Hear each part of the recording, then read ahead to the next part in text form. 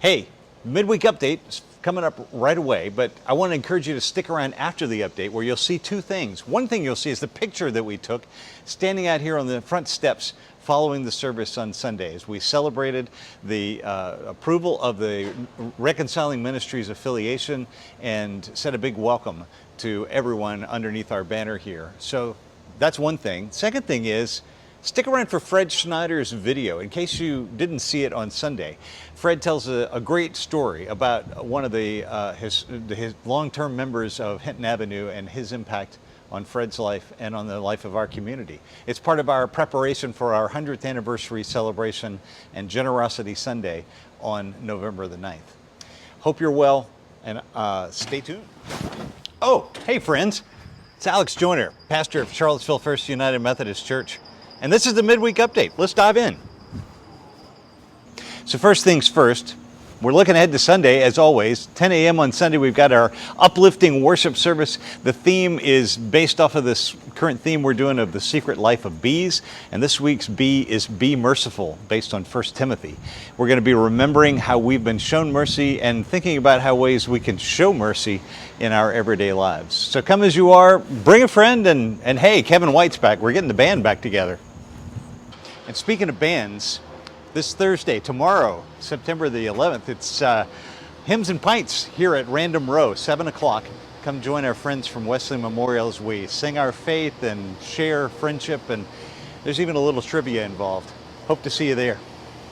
And hey, a shout out to Maya Winterhoff, our own Maya Winterhoff, and the Appalachian State women's volleyball team that beat UVA in a very hard-fought match last week right here in Charlottesville. We're really proud of you, Maya. So that's your midweek boost. Remember to be merciful, to come out to Hymns and Pints, and remember to celebrate this wonderful community that we're a part of. I'm Alex Joyner. I'll see you on Sunday. Grace and peace. You are welcome here. Woo!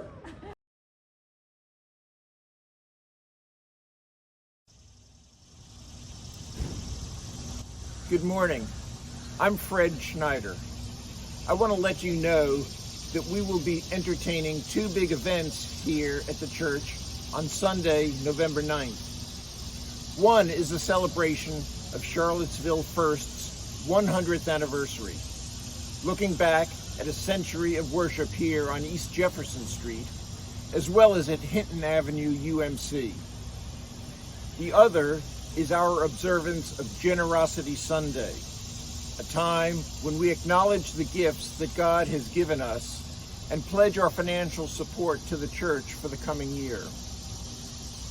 These two events are very complementary, and over the coming weeks, you will be hearing more about each one. This morning, I'd like to get the ball rolling with a story from Hinton Avenue, the congregation that joined with First UMC 2.5 years ago to form Charlottesville First United Methodist Church. It's a story about serving and paying it forward. One of the stalwart members of Hinton Avenue, UMC, was a gentleman by the name of Mason Davis. Mason was a tall and commanding presence.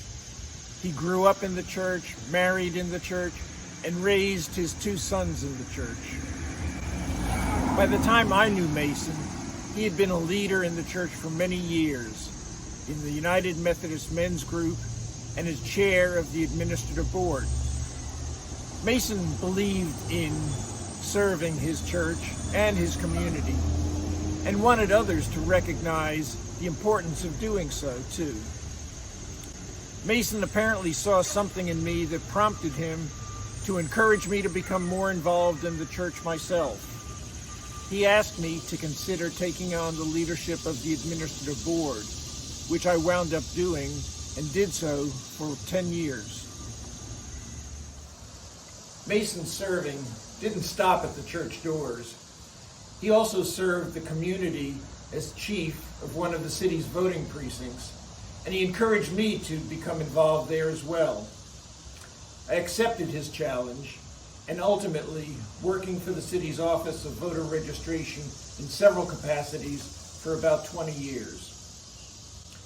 Mason paid it forward in very tangible ways, ensuring that the next generation of church and community leaders would follow him and hopefully perpetuate, both by example and by invitation, his call to service. He definitely knew about drawing the circle wider.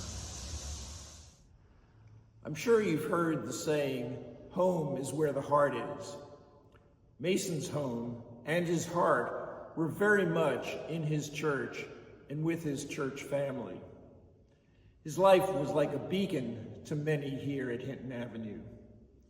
It's fitting, therefore, that after Mason's passing, his family made possible the installation of the lighting that illuminates the mosaic portion of this cross, which was a central focus of worship services here at Hinton Avenue.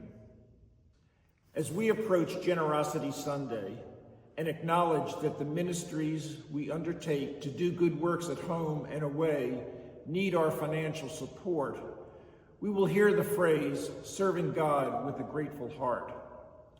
Mason was one who served God and had a grateful heart. Perhaps the essence of his calling was this prayer from Galatians chapter 6 that he used to close every administrative board meeting. Let us not grow weary in well-doing. Let this be a call to us as well during this season of celebration. Amen.